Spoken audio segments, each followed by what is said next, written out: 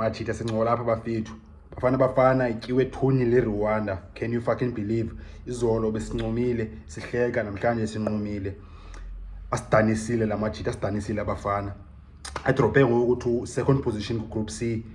Besiphezulu ngoku so number 2 ngoku, not bad. Ne Rwanda number 1 ngoku 4 points. Nigeria, Zimbabwe, Lesotho sezantsi apha kuthi still. So number 2 thina. Zonke zina 1 point is your country. Nigeria 1 point, Zimbabwe 1 point, Lesotho 1 point, Benin 1 point, and then Rwanda 4 points, thina sina 3. Match elandelayo izodlala ngo-June qualifiers. So hamba se-Nigeria and then phinde sidlale home a few days later against Zimbabwe. Qualifiers the World Cup zime kanjalo. Namhlanje amajita Rwanda ibingekho besicontrol the game for large parts of the game. Rwanda kanga yenze wezi ngako amajita nje yenze mistake ezi2. Sibisi wenze mistake goal, umuda wenze mistake goal. Otherwise ngaphandle kwalo ayikho nyo engako yenzile Rwanda. Kanga control the game, kanga nibone yenza nepasses nobe ezi4 apha kule game match yonke. Bafana izithole chances njengoba silose 2-0 sifumane like more than 3 chances for uba must win game. Machita post goals.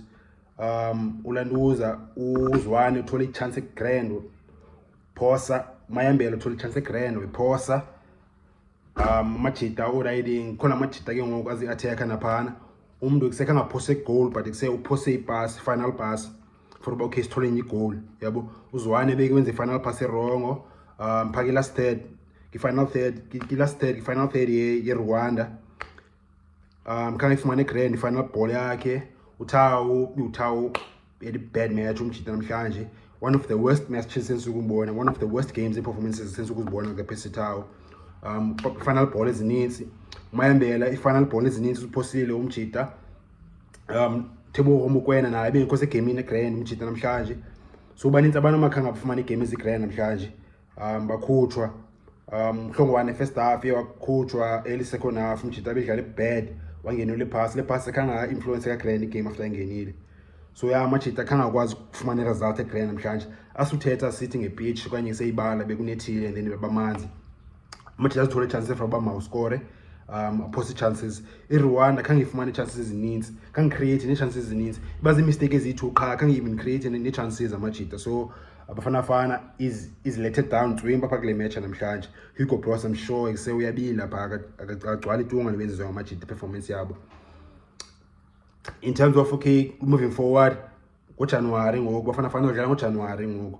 Ngoku sekuzophela uriding kuphela uNovember ngoku into ngoDecember then uJanuary nge-14 nge-16 kaJanuary first match AFCON 2024 Ivory Coast major tournament crunch time. Sikhatha amapopa isiphelile ke manje.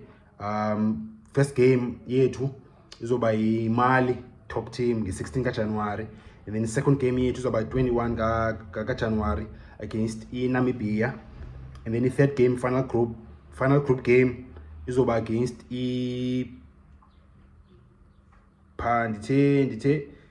yazoba Tunisia final game yethu. First game iMali, second game Namibia and then the final game be Tunisia nge-24th kaJanuary. Bafana sayibona ngoko ke ngoku machita siphinde siyibone ngoku AFCON 2024 ngoJanuary. Otherwise World Cup qualifiers zoma ngoku until ngoJune xa seNigeria nesihlala neZimbabwe home. Hugo Broos first defeat yakhe in 13 matches, so improvement ikhona. Just namhlanje amachita vele awa namhlanje amachita.